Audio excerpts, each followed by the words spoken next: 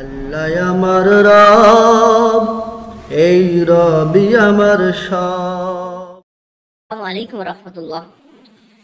আমরা মাজুরের বিধান দ্বিতীয় পর্বে চলে এসেছি। কোনো ব্যক্তি মাজুর সাব্যস্ত হওয়ার জন্য শর্ত হলো নামাজের একটি পূর্ণ ওয়াক্ত ওজরগ্রস্ত অবস্থায় অতিবাহিত হতে পারে, অর্থাৎ এতটুকু সময়ও ওজর থেকে মুক্ত হতে পারবে না যাতে উজু করে এসে সেই ওয়াক্তের ফরজ নামাজটুকু আদায় করতে পারে। আর যদি নামাজ আদায় করার মতো সময় পায় তাহলে মাজুর হবে না। মাজুরের বিধান হলো প্রত্যেক ওয়াক্তে নতুন উজু দ্বারা নামাজ আদায় করবে। অবশ্য একবার মাজুর সাব্যস্ত হয়ে গেলে পরবর্তী ওয়াক্তগুলোতে সম্পূর্ণ সময় ওজর বাকি থাকা সত্য নয়, বরং সম্পূর্ণ ওয়াক্তের মধ্যে একবারও যদি সেই ওজর দেখা দেয় তাহলে মাজুরের হুকুম বহাল থাকবে। কিন্তু যদি পরবর্তীতে একটি পূর্ণ ওয়াক্ত সুস্থভাবে কাটে, অর্থাৎ পূর্বের ওজর একবারও প্রকাশ না পায়, তাহলে আর মাজুর থাকবে না। তাই পরবর্তীতে যতবার ওজর দেখা দিবে ততবারই ওজু নষ্ট হয়ে যাবে। মাসালা, জোহরের ওয়াক্ত আরম্ভ হওয়ার পর যদি কারো যখন থেকে রক্ত বের হওয়া শুরু হয় তাহলে ওয়াক্ত শেষ পর্যন্ত অপেক্ষা করবে।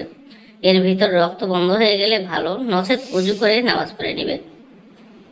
অতঃপর আসরের ওয়াক্ত যদি এমনভাবে রক্ত প্রবাহিত হয় যে উজু করে এসে ফরজ নামাজ আদায় করার মতো অবকাশ না পায়, তাহলে পরবর্তী ওয়াক্ত থেকে সেই ব্যক্তি মাজুর গণ্য হবে।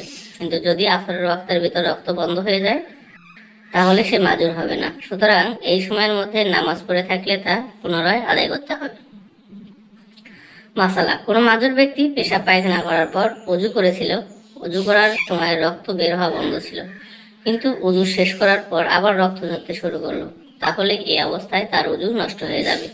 অবশ্য যে ওজনের কারণে উজু করেছিল হুবহু সেই ওজর দেখা দিল, উজু নষ্ট হবে না। মাসালা হচ্ছে, যদি মাজুরের রক্ত বা পেশাব ইত্যাদি কাপড়ে লেগে যায় এবং নামাজ শেষ করার আগেই পুনরায় তা কাপড়ে লাগার সম্ভাবনা থাকে তাহলে তা ধোয়া ওয়াজিব হবে না। আর যদি মনে করে যে নাপাক কাপড়ে লাগার আগেই নামাজ শেষ করতে পারবে তাহলে নাপাক ধোয়া ওয়াজিব হবে। নাপাক 1 দিরহামের বেশি হলে কাপড় পরিষ্কার ছাড়া নামাজ হবে না। প্রাণপ্রিয় ভাইরা বা বন্ধুরা, আমরা মাজুরের বিধান মাসালা পর্ব 2 পর্বে শেষ করলাম। ভিডিওটি সকলকে জানার জন্য শেয়ার করুন এবং আমাদের এই ইসলামের কাজের জন্য শেয়ার করুন, যাতে করে সকলে জানতে পারে মাজুরের বিধানগুলো আসলে কি কি, মাসালাগুলো কি কি। ধন্যবাদ। আসসালামু আলাইকুম রহমতুল্লাহ।